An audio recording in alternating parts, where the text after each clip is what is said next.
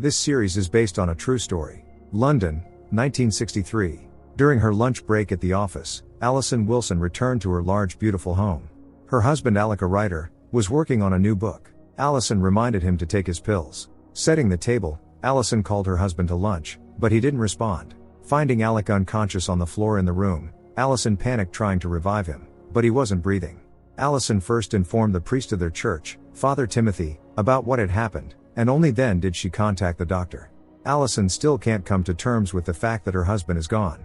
She called a woman named Coleman and told her that Alec had passed away. Coleman advised Alison to behave as usual. An hour later, Father Timothy arrived. Soon the undertaker would arrive, and the priest decided to leave the widow alone with her deceased husband in the room. Alison is devastated by the loss of the beloved. Her marriage to Alec was truly happy. One of the Wilson sons, Nigel, came in. Alison had to tell him the bad news. Nigel burst into tears. He adored his father. In the evening, Alison tried to distract herself with cleaning, but thoughts of the husband haunted her. The doorbell rang. On the doorstep stood the Wilsons' neighbor, Olive, who was here to express her condolences. Everyone considered Alec a good man. Later, the mother and son would revisit old photos, reminiscing about Alec. The doorbell rang again. At the door, Alison saw an unfamiliar woman who introduced herself as Gladys Wilson, Alec's wife. Alison was shocked, not understanding what was happening, while Gladys insisted that she was Alec's wife, and not his ex, and Gladys came for Alec's belongings. Alison closed the door in front of this woman, lying to Nigel that it was his father's cousin, with whom he didn't get along well. When the son left, Alison rummaged through the late husband's documents, trying to find evidence of the dissolution of his first marriage. No one knows that many years ago Alison started working in intelligence as a secretary. Officially that department didn't exist, so Alison will have to lie to the family and others about her job. She worked under Coleman in the wiretapping and intelligence department. Their work influenced the course of the war. They intercepted calls from all the embassies in London. Alison was to work with Major Wilson. Her task was to record every word he said, without adding anything of her own. Being a writer, Major Wilson was a local star. Alison was upset to learn that he was married. One day Alison received an invitation to lunch from the Major. Of course she gladly accepted. At the restaurant, Alison asked Alec about his books. He replied that he just made up stories and wrote it down. Alison was so nervous that she spilled champagne on herself and had to go to the restroom. Some woman asked her if everything was okay. Later during a walk, Alison shared that she also writes something and composes poems, but hasn't published anything. For her it's just a way to express her feelings. Alec in turn shared his marital problems with Alison. His service requires him to keep secrets even from the family. For this reason Alec's wife doesn't trust him. In the present, Alison woke up from a restless nap. She allowed Nigel to skip school today. The elder son Gordon should be coming soon. During the day, Alison met with Coleman and told her that Alec's ex-wife came yesterday, thinking they're still married. Alison still couldn't find the divorce certificate and wants Coleman to provide her with Alec's dossier. However, Coleman refused because it's classified information. She only said that Alec was a very clever agent and it wouldn't be difficult for him to forge divorce documents if he wanted to. Alison doesn't want to believe that the husband lied to her throughout their 20 years of marriage. In the past, she continued to meet Alec regularly, falling more and more in love with him. On the occasion of the birthday, Alec gave Alison an expensive fountain pen, urging her not to give up writing. He also showed her his divorce papers. Coming from a religious family, Alison sits at a table with a divorced man for the first time in her life. Moreover, there's a 20-year age gap between her and Alec. In the evening, Alison wrote a letter to her mother. The whole family believes that Alison works as an ambulance driver. The war was raging, and a shell hit the house where Alison lived. The city was being bombed. Alison managed to crawl out from under the rubble, seeing wounded people around. Cries for help could be heard. Alison had nowhere else to go, so she came to Alec. Of course he was glad to shelter her. The country declared a state of emergency, as announced by Winston Churchill on the radio. There was nothing to lose, and a passion arose between Alison and Alec. The next morning, Alison was surprised to see Alec praying. He said that in such turbulent times, one must believe in something. In the present, Alison and her sons discussed funeral arrangements with the priest. Alec was a true patriot, so the church will play him. According to official records, besides writing, Alec worked at the Foreign Office. Alison noticed a car stopped near her house and a man got out of it. A few seconds later a guy appeared at the door, introducing himself as Dennis Wilson. He was sent by his mother. Alison and Dennis talked at a nearby cafe. Looking at Alison's marriage certificate, Dennis noticed that Alec changed his name and date of birth. Alison replied that his job required it. Dennis, Alec and Gladys's son, is convinced that his parents never divorced. His father just lived separately. Alec regularly sent money to the second family, visited them and remembered their birthdays. Now Dennis and Gladys intend to arrange Alec's funeral in their own way. Of course Allison, who has already made arrangements with the local church, disagrees. Dennis demanded that she provide his father's divorce certificate as soon as possible and left. Allison remembers in tears how in 1942, Alec, holding their little son Gordon, forged documents for an upcoming mission. He was to work undercover because there were suspicions that there were traitors in the Egyptian embassy secretly communicating with the Nazis. Since Alec knows Arabic, he must go to Cairo. However, the Egyptians are unlikely to believe Alec unless he has a motive for treason.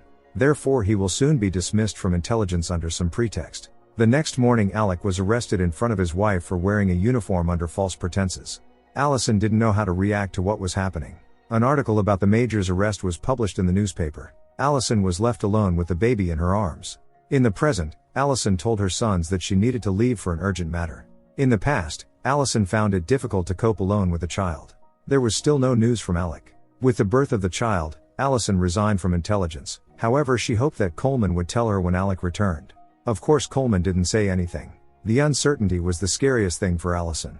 She had no idea if her husband was alive. Finally, on Christmas Eve, Alec returned home. Now Allison went to the registry office and requested Alec and Gladys's divorce certificate. However, there were no corresponding papers in the archive, which means that there probably was no divorce. Allison decided to forge the papers. The skills she acquired while working in intelligence were very useful to her. In the past, Alec continued to work in intelligence, but still undercover. Now he is forever in disgrace. In the present, Allison went to the home of Alec's second family to provide the divorce certificate. Dennis tried to convince his mother to talk to Allison. Meanwhile, her attention was drawn to a typewriter. Everything indicated that Alec indeed occasionally lived here. The family photo finally convinced Allison of this. Dennis told Allison that his mother didn't want to see her. The divorce certificate didn't convince him. He immediately suspected the papers were fake. Firstly, in 40, when the divorce was supposedly finalized, Gladys was in Scotland, taking care of her seriously ill sister. And secondly, Alec's pension is paid specifically to Gladys, so they cannot be divorced a priori. If Allison doesn't back down, Dennis threatened to go to the police to investigate the matter. All Dennis wants now is to bury his father properly. Allison burst into tears, saying she loved Alec. Dennis took pity and allowed Allison to hold a service in her church, but on the condition that they, meaning Alec's second family, would conduct the funeral. Allison cannot allow her sons to know the truth. At home, after cleaning herself up, Allison went to the funeral home and asked the undertaker to change the date on the gravestone. Also, Allison asked to arrange the funeral at another cemetery. Allison didn't expect Nigel to come to the funeral home as well. He just wanted to see his father. Afterwards, the mother and son had lunch at a cafe. Nigel will soon be going to college. Allison feels she has never been a good enough mother to her children. She only cooked and cleaned, occasionally working in an office. The day of the funeral arrived. Hearing Gordon make an indecent joke about women, Allison slapped him. She won't allow any of her sons to say such things about women. In the church, Gordon delivered the eulogy. His father was a true patriot and role model. Knowing about the husband's double life, Allison felt even more pain. A certain woman couldn't take her eyes off her. After the church service, relatives, friends and acquaintances of the family offered condolences, including a doctor whom Allison couldn't remember. On the way to the cemetery, Allison told Nigel and Gordon that their father's cousin would be attending the funeral with her two sons. Dennis and Gladys arrived at the cemetery. The priest recited a prayer. Gladys and Allison kept their eyes on each other. At some point both of them burst into tears. Unable to bear it, Gladys left. Allison asked her sons to wait for her in the car to thank Dennis for his understanding. Dennis said that according to his mother's wishes, there would be no gravestone because it's unclear what dates and names to put on it. By the way, Alec never stayed overnight at his second family's home. Dennis would like to meet his half-brothers, but Allison decided it would be best if they never saw each other again. Dennis left, and Allison started talking to her husband. Despite everything, she doesn't hold any grudge against Alec, as he was a wonderful father. A man approached Allison, introducing himself as Shabazz Karim, Alec's best friend from India. They met before the war. At first Shabazz mistook Allison for Alec's daughter, but when she said she was his wife, he addressed her as Dorothy. Allison's world turned upside down again. She asked Shabazz who Dorothy was. He didn't answer directly, instead asking her if she knew why Alec had been given cover in 42nd. Coleman is the only one with answers. At home, Allison looked at the husband's archival photos. In one of it there was a woman, clearly not Gladys. Gordon walked in and asked about the woman in the photo. He didn't get an answer, of course. Gordon just wanted to say that he's leaving tomorrow. He's studying at the Naval College. Allison went to Coleman and demanded to know who Dorothy was. Coleman can't say for sure, she just hinted that during missions, they assign agents new identities and marry them if necessary. By the way, Shahbaz Karim was Alec's handler in India. Allison is sure that Dorothy was present at the funeral. Coleman advised Allison to stop digging for the sake of her own son's well-being. Upon returning home, Allison learned that her sons had prepared all the necessary documents to reclaim the house in Blackfield, which had been seized during the war. Alec had attempted to do this several times before, but without success. Allison put her signature. She often reminisces about how happy she and her husband were 20 years ago. Once they visited Blackfield, where Alec's family lived. At that moment, Allison informed Alec of her pregnancy. They immediately decided to get married. Currently, before leaving, Gordon told his mother that he finds the whole situation strange. The house in Blackfield, the father's job and the strange relatives. After saying goodbye to his mother and brother, Gordon left. Nigel is nervous waiting for a response from college. Allison tries to support the son, although her thoughts are now occupied with something else. After sending a letter to the Ministry of Labor, Allison came to the house where she lived during the war. Some of Alec and Allison's belongings were still here. Looking out the window, she remembered how many years ago Alec argued with some woman outside the house. Allison is sure it was Dorothy. She showed the landlord a photo of Dorothy and asked if he knew this woman. The landlord said that Dorothy lived here with Alec after his trip to India. Also living with them was a little boy named Mike. This was in 1939, before Alec and Allison met. Mike had a different surname, so perhaps he was Dorothy's son, not Alec's. No one knows the truth now. Allison doesn't understand how to live on. How many more secrets did her husband keep? Nigel received a response from college. He's been enrolled, but for now he has to take preparatory courses and leave for some time. As Allison rode the train, she remembered how she, Alec and their two sons were also traveling somewhere. Allison arrived at the address she had gotten from the landlord and met Dorothy, who reluctantly allowed her to enter. It turned out Dorothy was not a spy but an actress. She and Alec met in India, and they had an affair. So it wasn't a business relationship, and Mike is Alec's son. By the way, Dorothy still believes that Gladys is Alec's widowed sister. He supposedly took care of Gladys and helped her financially. Allison remembered how during the first dinner together with Alec at a restaurant, she encountered a woman in the restroom. And that woman was Dorothy, who followed her unfaithful husband everywhere. At that time, she and Alec were still married. At home, Dorothy asked Alec directly who the woman was. He replied that she was just his new secretary. Once Alec told Dorothy to take their son and go live with her mother in another city. Dorothy agreed, thinking Alec was just worried about them because of possible bombings. Alec saw his family off at the platform, where they boarded the train. But Alec didn't know that Dorothy, leaving Mike with her mother, immediately returned to London. She had been spying on Alec for months and knew about his affair with Allison. After that, Dorothy decided to leave her unfaithful husband. At that moment, air raid sirens sounded. Listening to this story, Allison cried and couldn't understand why Dorothy didn't intervene, allowing her husband to go to another woman. All these years Dorothy hated Alec, who never financially supported her. Mike lives with the belief that his father perished long ago as a hero. Dorothy didn't want to shatter the perfect image of a father for her son. Dorothy just wanted a normal life and kept the secret for 20 years. She asks Allison never to come here again. As she left, Allison crossed paths with Mike, who was just returning home. Learning that Allison knew his father, Mike wanted to ask her about him, but Allison said she was in a hurry. Allison felt nauseous, drowning in this lie. She remembered how in 1944, being pregnant again, she was going to move with her son and husband.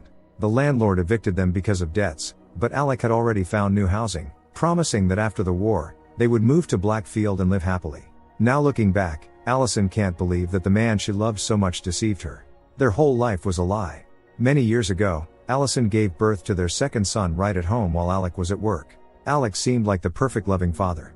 Allison's mother was concerned that Alec couldn't provide for the family as he should. Alec assured her that he was working hard and that things would work out soon. The mother believes that they should give Nigel up for adoption for the sake of his future. Of course, Allison and Alec couldn't allow that. In the present, Allison received a letter regarding the house in Blackfield, seized during the war. It turned out that the house never belonged to the Wilson family. For Allison, this was another blow. Was there a word of truth in what her husband had told her throughout the marriage? The neighbor noticed that Allison wasn't herself. Olive thought it had to do with the loss of the husband. Nigel came home. Allison tried to keep her cool around him. She found Shahbaz Karim and demanded to know the whole truth. Shahbaz told her that Alec was a true patriot and served his country faithfully. Over 20 years ago in India, Shahbaz introduced Alec, married to Gladys, to actress Dorothy. Since Dorothy was welcomed into the homes of many noble people, for Alec this was a chance to be part of high society, but it meant giving up his family and life with Gladys. Alec didn't like this idea from the start, but for his country, he was willing to go through with it. Dorothy, by the way, was unaware that Alec was seeing her only for his selfish purposes. Alec's real life was consumed by deceit, and Dorothy became part of his story. But soon something went awry. Dorothy became pregnant, and Alec had to marry her. Since Alec was already married to Gladys and couldn't divorce her as a Catholic, Shabazz arranged a fake wedding for them. Dorothy still doesn't know that their marriage was a sham. Shabazz assures Allison that lies are the inevitable price of Alec's service to the country. For the sake of saving hundreds of thousands of lives, anything can be forgiven. Allison didn't know where to go, so she went to the church. Father Timothy was ready to listen to her. Allison said that Alec had greatly disappointed her, to which the priest replied that all people sin. Perhaps it would be better if Allison's sons never learned the truth. The priest believes that God will forgive her for this. At home, Allison saw a note from her son, saying he had gone to meet the brother. It's strange that Gordon decided to return earlier than expected. In her effort to keep the secret, Allison forged a letter from Blackfield. When the sons arrived, Allison showed them the letter, stating that the house belonged to the Wilson family but could not be returned to them at the moment. However, Gordon had already made inquiries and knew that the house never belonged to the father. But that's not all. Gordon managed to find out that his father had never worked at the Ministry of Foreign Affairs. Many facts from the father's biography turned out to be false, including his place of study. Now Gordon wants to know who his father really is, and why the mother is covering for him. Angry, Allison chased her son out of the house. Nigel left with his brother. Allison is all alone now. She doesn't even know who her husband was. In Alec's wallet, she found some calling card. In 1944, Allison visited her husband in prison. He was on another mission and had to gain the trust of the Nazis who were also imprisoned there. The charge sheet stated that Alec was here for theft, but an official trial would of course never take place. Allison can't live like this anymore. Their family is in debt, their sons are starving. Allison wonders why Alec is hardly paid.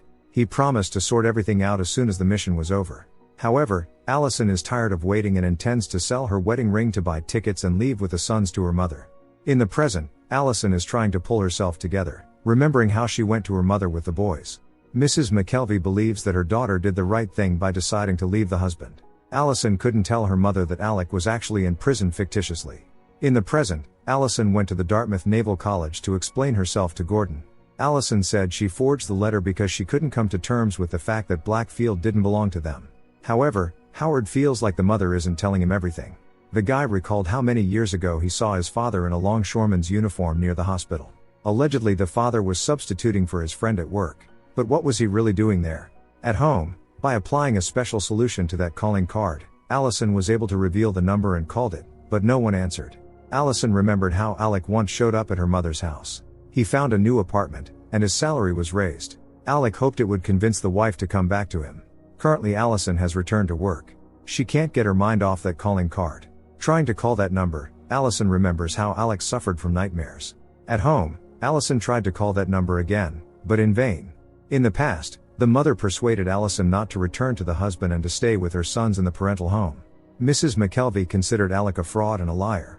By the way, Alec managed to redeem the wife's ring from the pawnshop.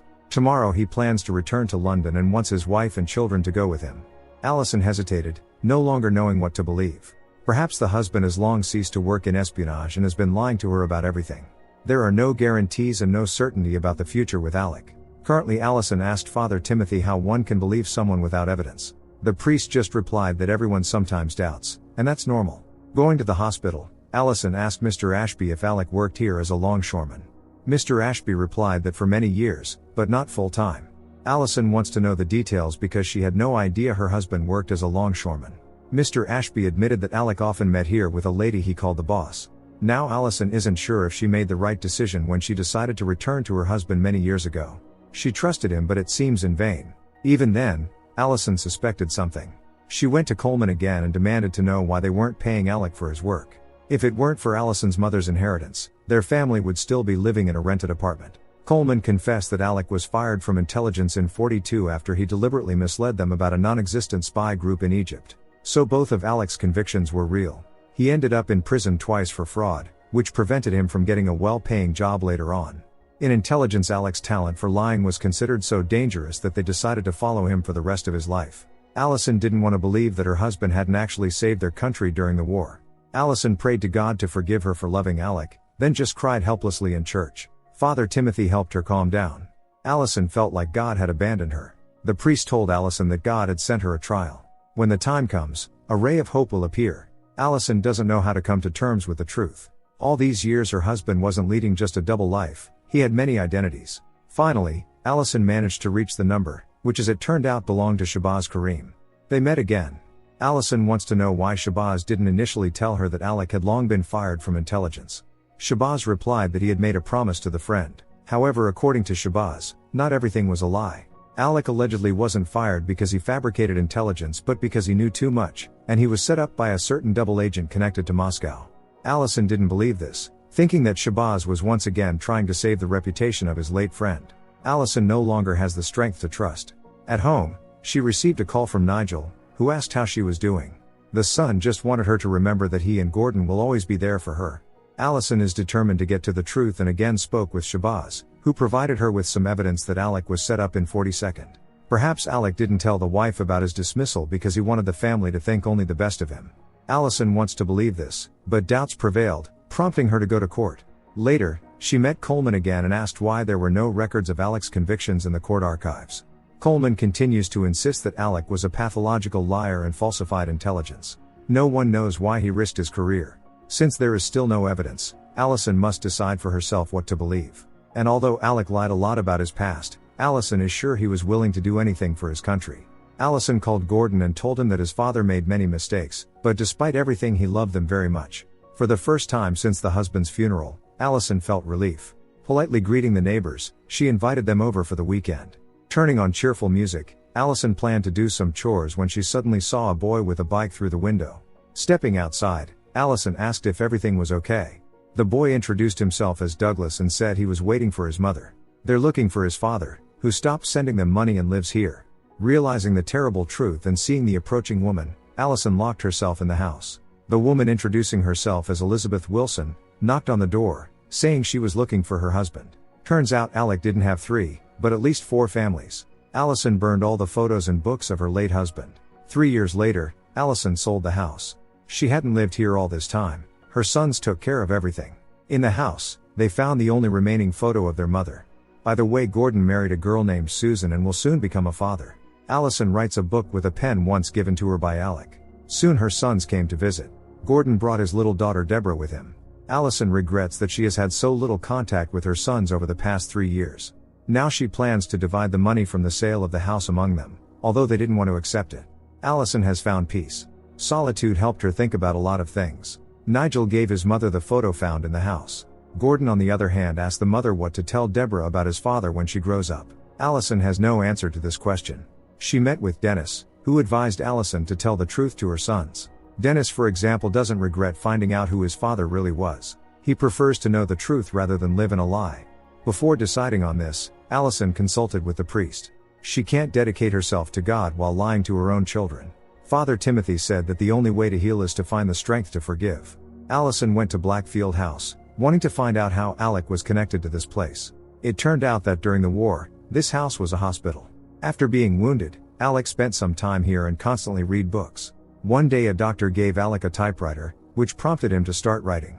His first story was about an officer who saved his squad. Writing is what brought Alec back to life. He loved to fantasize more than anything else. Allison has something to think about. When the time came, she decided to write the true story of her life for the sons. Perhaps in the future, when the pain subsides, they will find their brothers. Now Allison wants to dedicate herself to serving God. Soon she finished her story. The real Allison Wilson passed away in 2005. In 2007, the children from Alexander Wilson's 4 marriages became friends. On the screen, you can see the real heroes of this strange story of a large family.